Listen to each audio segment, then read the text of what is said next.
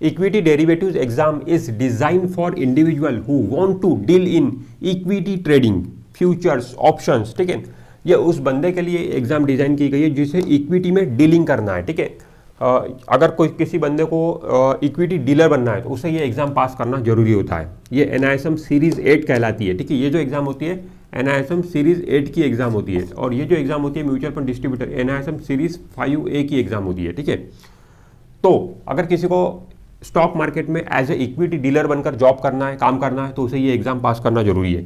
ये एग्जाम में उसे क्या क्या सीखने को मिलेगा, इक्विटी डेरिवेटिव्स के बारे में पता चलता है, ट्रेडिंग स्ट्रैटेजीज उसे पता चलेंगे, रिस्क मैनेजमेंट, ये सारी चीज़ें वो ये एग्जाम पास करने के बाद उसे मिलती है। तो ये वाली एग्जाम पास करने के बाद, म्यूचुअल फंड डिस्ट्रीब्यूटर एग्जाम पास करने के बाद आप म्यूचुअल फंड डिस्ट्रीब्यूटर बनकर म्यूचुअल फंड सेल कर सकते हो और अपने क्लाइंट को एडवाइस भी दे सकते हो। आपके जो भी क्लाइंट रहेंगे जिनको आप म्यूचुअल फंड सेल कर रहे हो, म्यूचुअल फंड से रिलेटेड उनको एडवाइस भी आप दे सकते हो।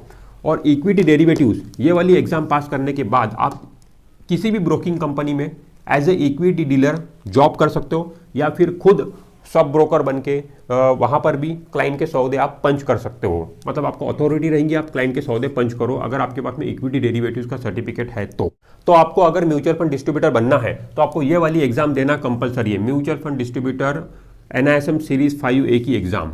और अगर आपको किसी ब्रोकिंग कंपनी में एज ए इक्विटी डीलर काम करना है तो आपको ये वाली एग्जाम देना कंपलसरी है, NISM series 8 equity derivative certification examination.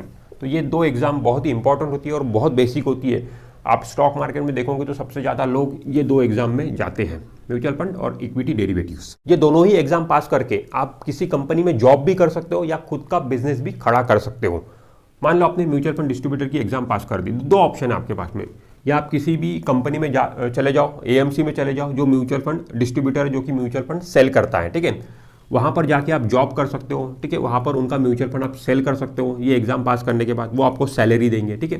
ये हो गया पहला काम। दूसरा काम ये हो सकता है कि आप इंडिविजुअल काम कर सकते हो, मतलब आपको किसी कंपनी में जाके जॉब नहीं करना है, म्यूचुअल फंड सेल नहीं करना है किसी कंपनी में जाके, बट खुद ही आपने ARN कार्ड ले लिया। उसके लिए आपको देखिए, अगर आपको जॉब करना है तो सिंपल आपको ये एग्जाम पास करना है और सीधा इंटरव्यू देके जॉब में आपको शामिल हो जाना है। बस ये एग्जाम पास करके ही आपका काम चल जाएगा अगर जॉब में जाना है तो।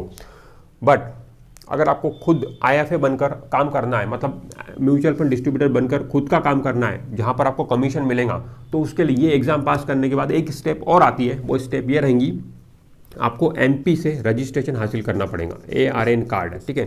MP से आपको ARN कार्ड लेना पड़ेगा, ठीक है। ARN मतलब एप्लीकेशन रेफरेंस नंबर, ये एक यूनिक नंबर होता है जो कि म्यूचुअल फंड डिस्ट्रीब्यूटर को दिया जाता है।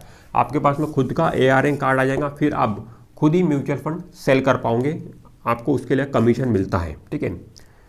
और ये वाली जो एग्जाम है इक्विटी डेरिवेटिव्स की एग्जाम, इस एग्जाम के थ्रू भी आप जॉब भी कर सकते हो और खुद का बिजनेस भी खड़ा कर सकते हो।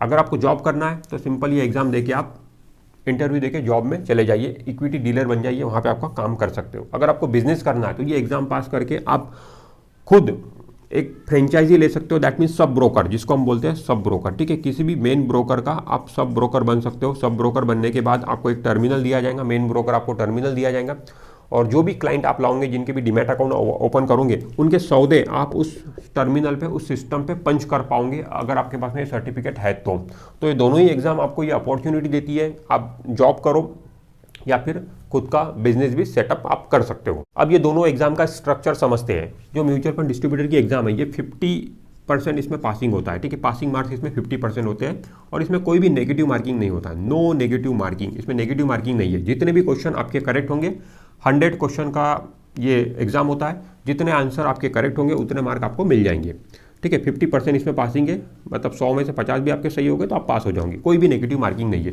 जबकि इक्विटी डेरिवेटिव वाली जो एग्जाम है उसमें नेगेटिव मार्किंग है, या उसमें क्या है, नेगेटिव मार्किंग है। कितना है नेगेटिव मार्किंग? 0.25%। मतलब 4 आंसर अगर आपके गलत होते हैं इस एग्जाम में, 4 आंसर अगर आपके गलत होते हैं तो 1 मार्क आपका कटेगा। और इसका जो पासिंग परसेंटेज वो भी ज़्यादा है, 60% पासिंग है, ठीक है। इसमें 60% पासिंग है और विथ नेगेटिव मार्किंग 0.25%। तो ये ध्यान में रखना पड़ेगा। और डिफिकल्टी के लेवल के हिसाब से भी देखा जाए तो मैंने दोनों एग्जाम पास किया और दोनों एग्जाम को फर्स्ट अटेम्प्ट में क्लियर किया हो, तो ऑब्वियसली ये वाली जो एग्जाम है इक्विटी डेरिवेटिव्स की एग्जाम, ये थोड़ी टफ है इसके मुकाबले, ठीक है। उतनी ज़्यादा टफ नहीं है, बट दोनों को कंपेयर अगर हम करते हैं तो इसके मुकाबले म्यूचुअल फंड की एग्जाम जो है ईजी है, इसका एग्जाम पैटर्न ईजी है, और मतलब 50% पासिंग है, नेगेटिव मार्किंग नहीं है, ठीक है।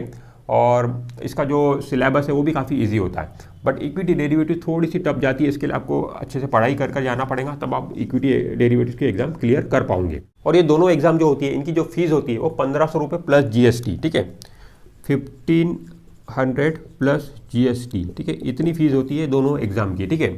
और ये जो एग्ज़ाम है इसकी जो सर्टिफिकेट आपको मिलेगा वो सर्टिफिकेट की वैलिडिटी होती है 3 ईयर्स, ठीक है, 3 ईयर्स वो सर्टिफिकेट की वैलिडिटी रहेंगी 3 ईयर्स।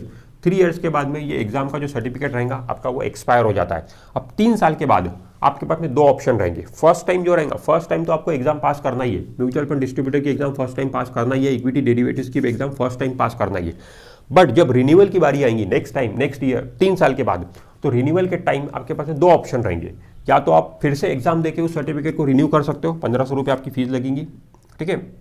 या तो आपके पास में एक और ऑप्शन रहता है CPE ट्रेनिंग, ठीक है, ये ट्रेनिंग अटेंड कर कर भी आप उस सर्टिफिकेट को रिन्यू कर सकते हो। ये जो ट्रेनिंग होती है किसी होटल में होती है, एक ही दिन की ट्रेनिंग होती है, सुबह से लेकर शाम तक वो ट्रेनिंग अटेंड करोगे आप तो आपको कोई एग्जाम देने की जरूरत नहीं है, वो ट्रेनिंग अटेंड कर कर ही आपका सर्टिफिकेट रिन्यू हो जाएगा। इस ट्रेनिंग की फीस कुछ 2500 रुपये के समथिंग होती है, ठीक है, 2500 रुपये की समथिंग होती है। तो बट आपको एग्जाम देने की जरूरत नहीं है, बिना एग्जाम के ही आप सर्टिफिकेट को रिन्यू कर पाओगे, ठीक है। तो ये ऑप्शन आपके पास में रहेगा at the time of renewal, first time नहीं, फर्स्ट टाइम तो एग्जाम से गुजरना ही गुजरना है आपको, बट रिन्यूअल के टाइम आप हर बार, मतलब जैसे कि मान लो अभी फर्स्ट टाइम आपने एग्जाम पास कर लिए, ठीक है, फर्स्ट टाइम आपने एग्जाम पास कर लिए, 3 साल के बाद आप CPE ट्रेनिंग अटेंड करके रिन्यू कर सकते हो। फिर से अगले और 3 साल के बाद में आपका फिर से एक्सपायर हो जाएगा सर्टिफिकेट, फिर से CPE दे दो, फिर हर 3-3 साल में आप CPE देके अपने सर्टिफिकेट को रिन्यू कर सकते हो। ये ऑप्शन आपके पास में रहेगा। आई थिंक मैंने सारी चीज़ें कवर कर ली है। फिर भी अगर आपके मन में कोई क्वेश्चन है, कोई डाउट है, तो आप बिल्कुल कमेंट सेक्शन में पूछ सकते हो, उसका आंसर मैं आपको वहाँ पे दूंगा। This is Imran Sheikh signing of.